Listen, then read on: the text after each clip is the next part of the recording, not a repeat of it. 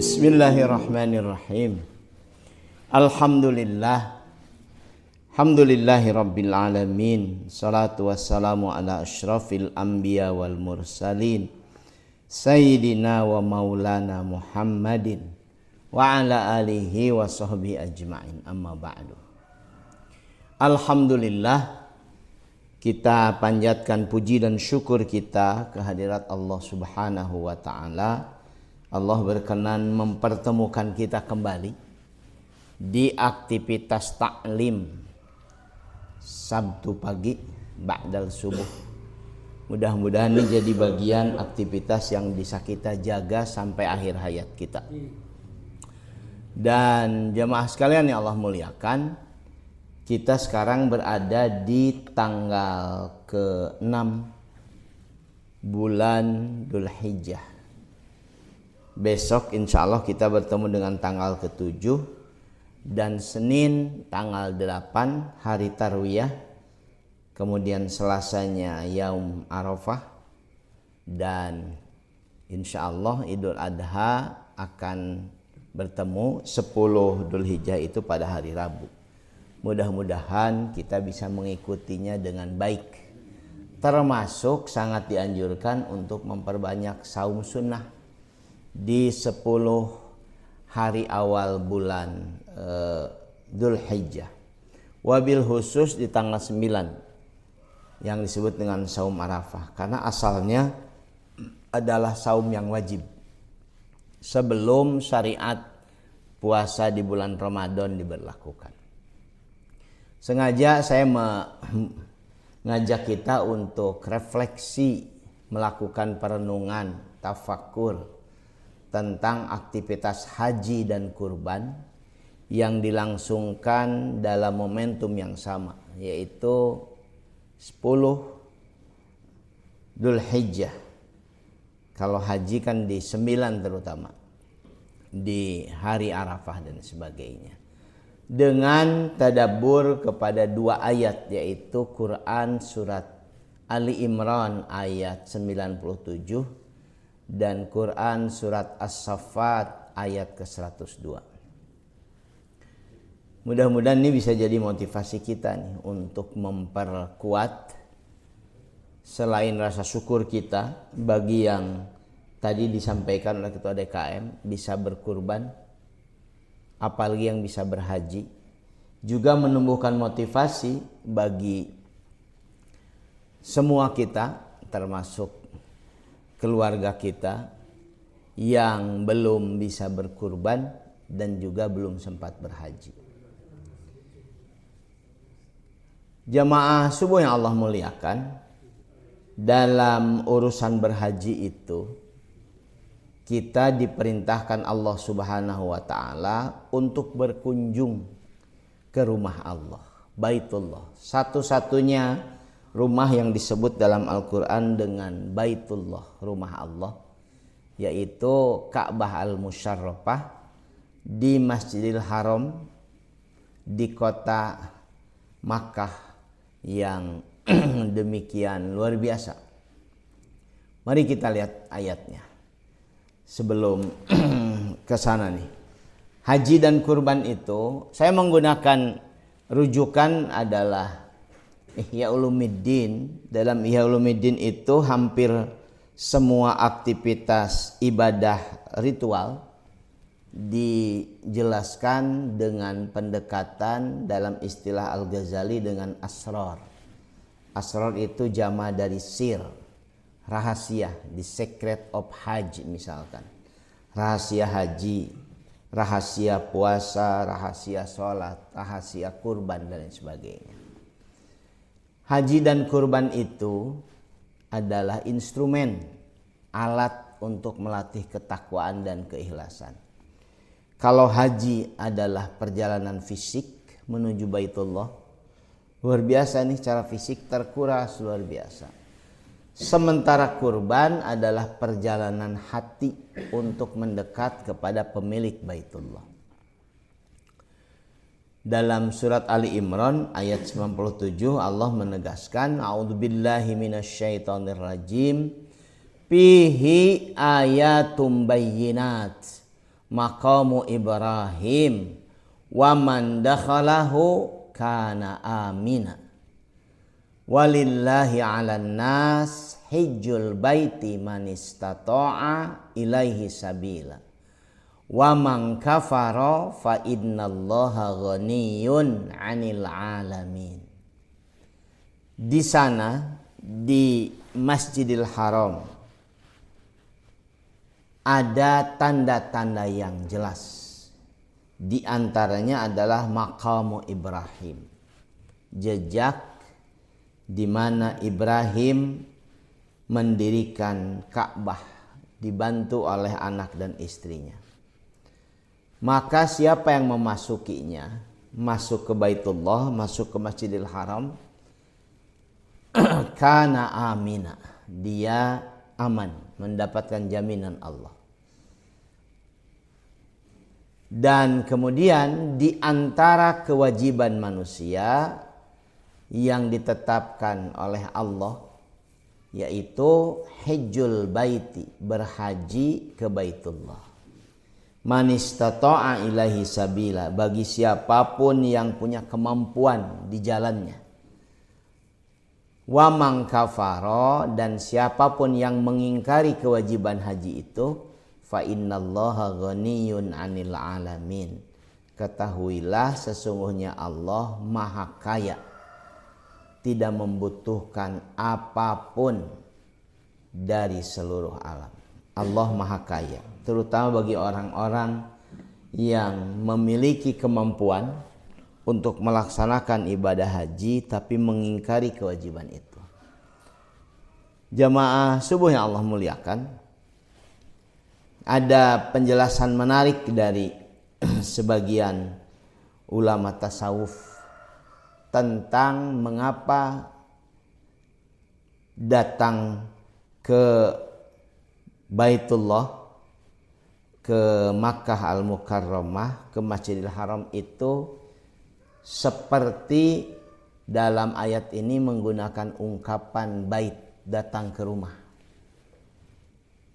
Rumah itu kan tempat yang demikian akrab dengan kita, demikian panjang pengalaman kita untuk tinggal di rumah itu, sehingga kalau seseorang jauh dari rumahnya dan kemudian menginginkan suasana seperti di rumahnya yang demikian akrab, biasanya orang disebut rindu rumah, homesick. Dan ketika kemudian dia bisa datang, dia mendapatkan kembali kenangan yang indah, kehangatan dan lain sebagainya. Allah Subhanahu wa taala menyebut dirinya Al-Masir, tempat kita semua berasal. Dan dalam Al-Quran banyak sekali ayat yang menyebutkan wa ilaihil masir, kepadanya nanti kita semua akan kembali. Tempat kita berasal, tempat kita kembali.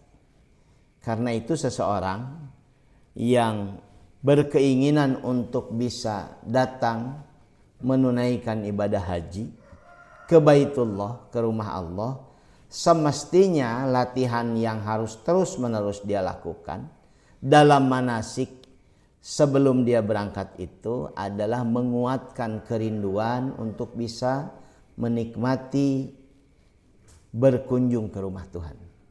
Kenapa ini penting saya sampaikan? Saya ketemu Pak dengan mungkin yang pernah saya antarkan lebih dari 400 orang lah, mungkin 500 orang juga lebih. Ketemu saya dengan orang-orang yang dalam ekspektasinya berumroh, berhaji itu akan demikian menyenangkan karena diimpikan oleh demikian banyak orang. Tapi yang terjadi justru ada sebagian orang yang bukan hanya tidak menikmati, tapi juga bisa demikian kesal, emosional ketika diberikan kesempatan bisa berkunjung ke rumah Tuhan yang ternyata demikian penuh, demikian berdesakan, demikian melelahkan dan sebagainya. Apa yang saya sampaikan adalah banyak orang yang tidak bisa menikmati ke rumah Tuhan sebetulnya karena dia tidak melatih untuk bisa menikmati bagaimana dia bisa datang, berkunjung, kemudian mencoba untuk iktikaf, diam, menikmati suasananya berulang-ulang sampai kemudian menjadi satu kebiasaan yang menimbulkan kerinduan kalau tidak dilakukan. Kita semua insya Allah punya aktivitas yang disebut dengan homesick tadi, rindu dengan suasana rumah kita. Sehingga kita ingin pulang, ingin berlama-lama di rumah tempat tinggal kita setelah kita melakukan perjalanan yang jauh, lama, dan melelahkan. Kita rindu rumah untuk rebahan, untuk berkumpul dengan keluarga dan sebagainya. Bersyukurlah bapak-bapak, kita mau memaksakan diri datang ke masjid, salat berjamaah, iktikaf 1, 2, 3 menit untuk berzikir pada Allah. Dan kita ulangi lagi setelah subuh, nanti kita datang lagi di saat duhur, setelah duhur nanti kita datang lagi di saat asar, setelah asar nanti kita datang lagi di saat maghrib. Demikian juga kita ulang lagi sampai kemudian jadi kebiasaan yang begitu ditinggalkan akan menimbulkan rasa rindu, nagih. Sehingga dimanapun, di banyak tempat kita berikhtiar untuk bisa menyalurkan kerinduan kita kepada rumah Tuhan. Dalam salah satu hadis sahih, ketika Nabi menjelaskan tentang hari kiamat, beliau menjelaskan ada 7 kelompok orang yang akan mendapatkan perlindungan di hari di mana tidak ada perlindungan illa dhilluh, kecuali perlindungan Allah. Di antara yang disebutkan akan mendapatkan perlindungan itu adalah rajulun qalbuhu mu'allakun bil masajid, seseorang yang hatinya terpaut kepada masjid-masjid, bukan bil masjid tapi bil masajid. Artinya bukan hanya kepada satu masjid, tapi kepada masjid yang kemudian dia akrabi dalam perjalanan hidupnya menuju Allah. Puncak dari seluruh keakraban itu adalah Allah perkenankan kita bisa menikmati berkunjung ke rumahnya. Karena itu orang bisa melepas rindu dengan nangis yang luar biasa, melepas rindu dengan tenaga yang luar biasa, kelelahan, tidak bisa jalan, tapi begitu kemudian melaksanakan aktivitas berhaji, aktivitas berumroh, apalagi ketika kemudian melaksanakan tawaf dan sebagainya, bisa demikian bersemangat, powerful dan lain sebagainya. Inilah yang kemudian disebutkan dengan walillahi 'alan nas hijjul baiti man istata'a ilaihi sabila. Allah telah mewajibkan pada manusia, kepada kita semua untuk berkunjung ke rumahnya, hijjul bait. Rumah yang seharusnya akrab, menenteramkan, menyenangkan, sekaligus menimbulkan kerinduan. Karena itu tidak bisa kita salahkan, Pak. Ada banyak orang yang berkali-kali dalam kesempatan yang dia miliki datang berkunjung ke rumah Tuhan. Bila perlu setiap tahun dia datang. Dia luangkan, dia sisihkan rezekinya. Setiap tahun dia ingin berkunjung. Bagi kita yang punya banyak keterbatasan melakukan itu, maka kerinduan itu bisa dikompensasikan dengan memperbanyak mengunjungi masjid-masjid di aktivitas kehidupan keseharian kita. Kita ketemu dengan masjid yang dekat dengan rumah kita, kita ketemu dengan masjid yang mungkin dekat dengan tempat bekerja kita, kita ketemu dengan masjid yang mungkin juga ada di rumah keluarga yang kita kunjungi dalam waktu-waktu tertentu dan sebagainya. Sehingga kita bisa menjaga kerinduan itu untuk terpelihara. Ada banyak orang yang tidak melatih dirinya untuk bisa menikmati aktivitas seperti itu. Sehingga wajar kalau kemudian dia tidak bisa menikmati saat diberikan kesempatan untuk berkunjung ke rumah Tuhan yang sejati, yaitu di Baitullah sana. Ini makna pertama, kenapa disebut dengan rumah Allah. Rumah tempat yang akrab, yang menenteramkan, menyenangkan, dan lain sebagainya. Jamaah subuh yang Allah muliakan, dan haji itu bukan sekedar kunjungan wisata, tetapi simbol dari kepasrahan total. Bukan sekedar berkunjung, walaupun makna haji itu ziarah, berkunjung. Tapi dia bukan sekedar berkunjung biasa. Tapi di sana ada simbol kepasrahan kita. Karena itu ketika Al-Quran menyebutkan apa yang idealnya kita lakukan saat memutuskan akan berangkat ke sana, Al-Quran menggunakan kalimat seperti ini. Watazawwadu fa inna khairaz zad at-taqwa. Berbekallah kalian semua, dan sesungguhnya sebaik-baik bekal adalah takwa. Kenapa sebaik-baik bekal adalah takwa? Takwa itu kan didefinisikan para ulama dengan imtithalu awamirillah wajtinabu nawahihi, melaksanakan perintah Allah dan menjauhi larangannya. Kalau kita sudah melatih aktivitas itu dalam aktivitas keseharian kita, maka insya Allah perjalanan menuju rumah Tuhan yang jauh di Makkah sana, dan perjalanan menuju Tuhan yang sejati dalam perjalanan hidup kita akan bisa kita nikmati. Karena kita membekalinya dengan takwa, kepasrahan yang sesungguhnya pada Allah Subhanahu wa Ta'ala. Dan ketika berhaji itu, dengan bekal takwa itu, kita dilarang memakai pakaian yang berjahit, dilarang menggunakan wewangian, dilarang menggunakan simbol-simbol kemewahan. Ini mengingatkan pada kita bahwa saat menghadap Tuhan nanti, kita tidak membawa gelar atau harta, melainkan hanya kain putih, kain kafan, kain ihram, dan amal saleh. Pertanyaannya adalah, apakah kita sudah menyiapkan batin kita seperti persiapan logistik kita yang seringkali dalam hidup itu kan serius kita kumpulkan.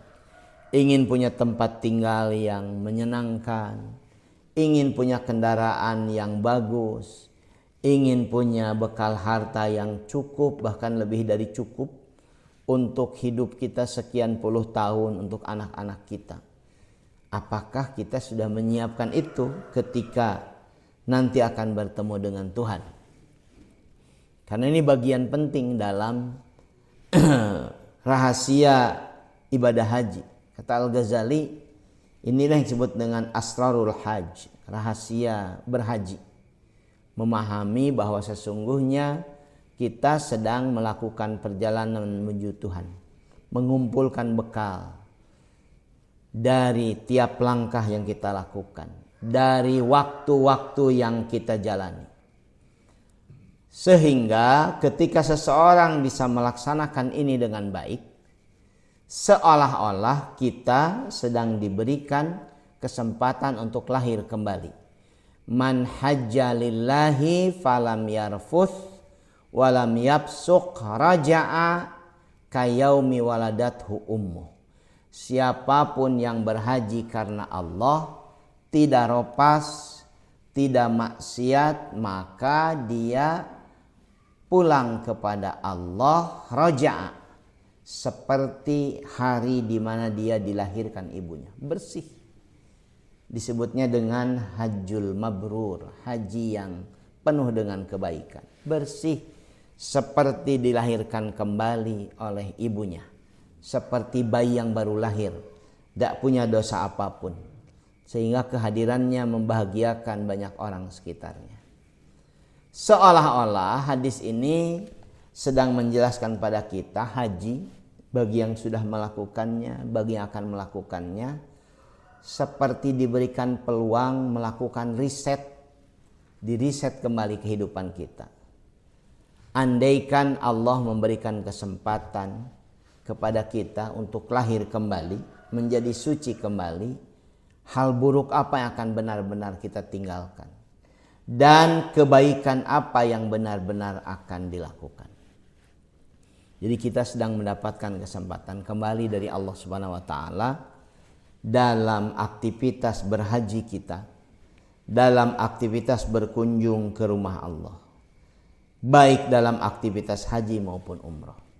Dan ini yang barangkali terus-menerus kita jaga, kita pelihara sebagai sarana kita untuk bisa menikmati berkunjung ke rumahnya, sekaligus mempersiapkan diri untuk berkunjung tanpa kembali lagi dalam kehidupan seperti sekarang, yang kemudian kita mendapatkan istilahnya dengan kematian, yaitu kembali ke hadirat Allah Subhanahu wa taala.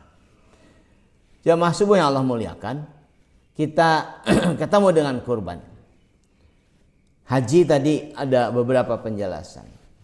Haji dan kurban itu adalah ibadah yang mengajarkan bahwa dalam hidup kita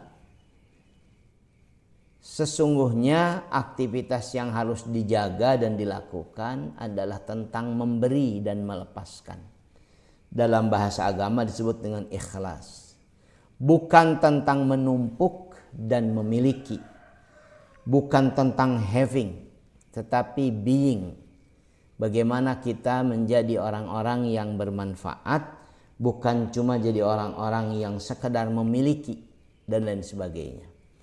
Nabi SAW bersabda mengenai hakikat ketaatan dalam berkurban. Man kana lahu sa'atun walam yudahi fala yaqrabanna musallana. Siapapun yang memiliki keleluasaan dari hartanya untuk berkurban, walam yudahi, tapi dia tidak mau berkurban, fala yaqrabanna musallana, maka janganlah sekali-kali dia mendekati tempat salat kami. Ini hadis sahih Pak, diriwayatkan Imam Ahmad dan Ibnu Majah.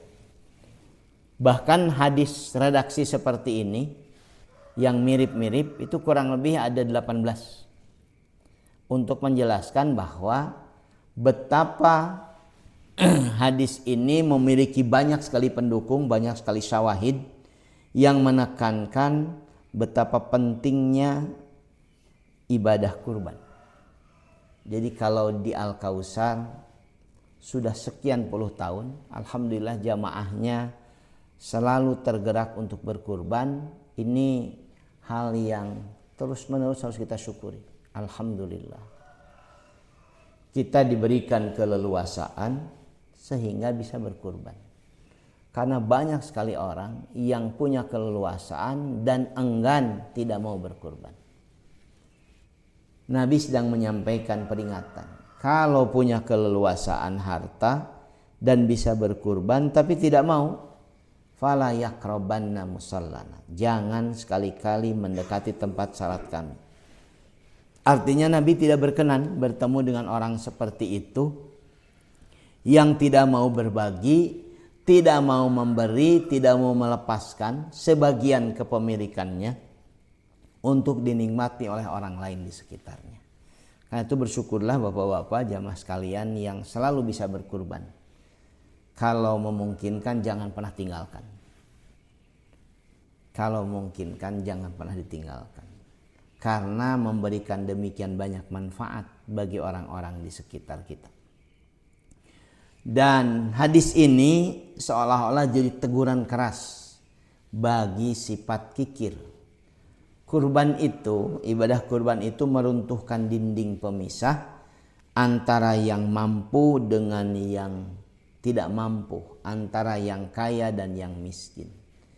Jika kita mampu membeli kemewahan untuk diri sendiri yang demikian berlimpah, tapi demikian berat untuk berbagi hewan kurban dalam ibadah kurban, maka kemungkinan ada yang salah dengan orientasi kedekatan kita pada Allah. Ingin dekat dengan Allah, tapi justru tidak mau berbagi, padahal diperintahkan oleh Allah. Ada yang harus kita perbaiki. dalam orientasi kita mendekatkan diri pada Allah Subhanahu wa taala. Dan ini bagian penting kurban. Karena itu khusus ibadah kurban itu kan ada banyak dalil yang memperbolehkan kita berserikat. Kenapa berserikat? Karena boleh jadi tidak selalu kita punya kemampuan secara individual. Jadi berserikat adalah bagian untuk mempermudah bagaimana kemudian kita bisa terus melaksanakan ibadah kurban.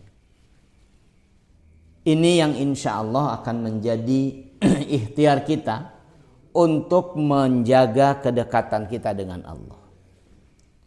Kata Nabi SAW, irhamu man fil ardi, yarhamkum man fis sama. Sayangi oleh kalian yang di bumi dan akan menyayangi kalian yang di langit. Yang dimaksud oleh beliau adalah Allah dan para malaikat. Akan menyayangi kalian yang menyayangi yang di bumi. Siapa yang di bumi? Wabil khusus adalah orang-orang sekitar kita. Kita luangkan sebagian rezeki kita, kita luangkan waktu kita, kita luangkan pikiran kita untuk membuat hidup kita bermanfaat bagi sesama sesuai kapasitas kita masing-masing. Dan itulah kurban yang kemudian menjadi bagian dari syariat Islam, terutama di bulan haji seperti sekarang. Dan ketika cerita tentang kurban itu, kita ketemu dengan filosofi Nabi Ibrahim alaihissalam dengan putranya Ismail alaihissalam. Di mana ketika Ibrahim alaihissalam diberikan perintah oleh Allah untuk menyembelih putranya, Ibrahim kemudian menyampaikannya pada anaknya tercinta Ismail. Qala ya bunayya inni ara fil manam anni adbahuka fangzur madza tara. Kata Ibrahim alaihissalam, anakku sayang, ya bunayya. Ini ungkapan bahasa Arab yang merupakan ungkapan sayang orang tua pada anaknya. Wahai anakku sayang, sesungguhnya aku melihat dalam mimpi sebagai perintah Allah kepadaku, adbahuka, untuk menyembelihmu. Fangdur madza tara, maka pikirkanlah apa pendapatmu. Karena kita sudah tahu jawabannya. Kata Ismail alaihissalam, faf'al ma tu'mar. Lakukan saja apa yang diperintahkan kepadamu. Engkau akan menemukan aku sebagai anak yang bersabar. Dalam Quran surat As-Saffat ini.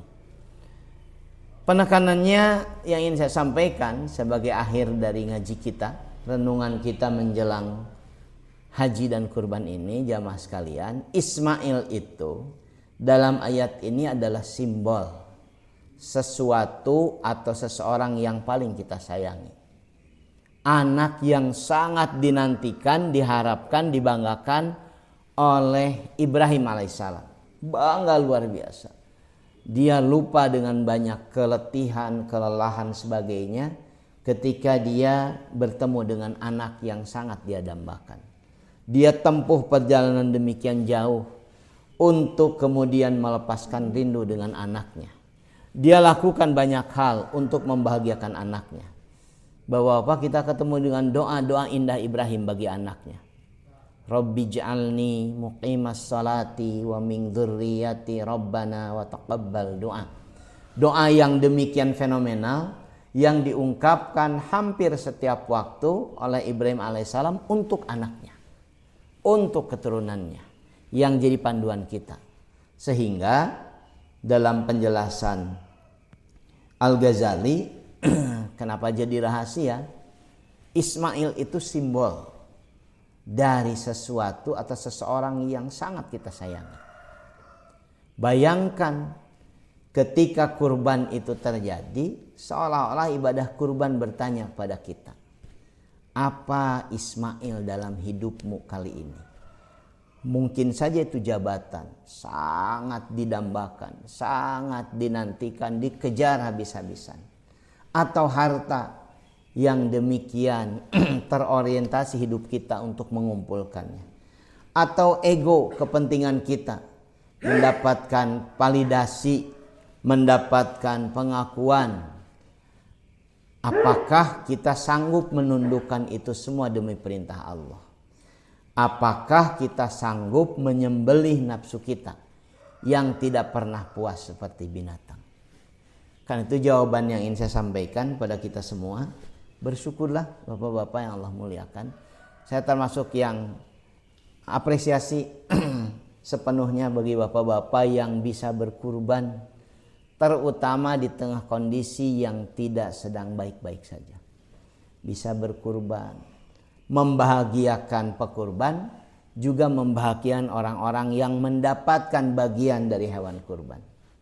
Bahkan banyak inspirasi luar biasa ya dari haji dan kurban ini.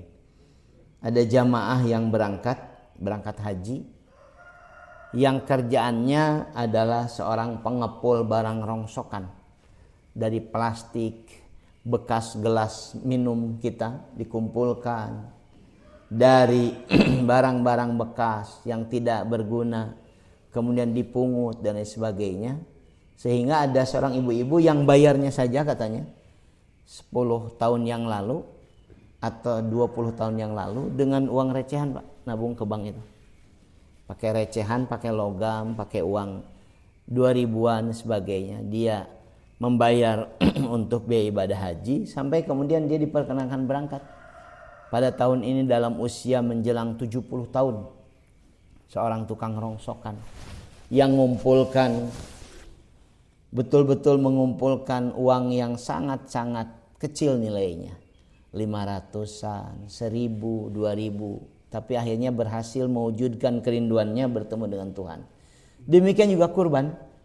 Ada orang-orang yang mengumpulkan seperti remah-remah uang yang sangat-sangat kecil nilainya, hari demi hari hanya untuk bisa berbagi dalam ibadah yang luar biasa, yaitu kurban.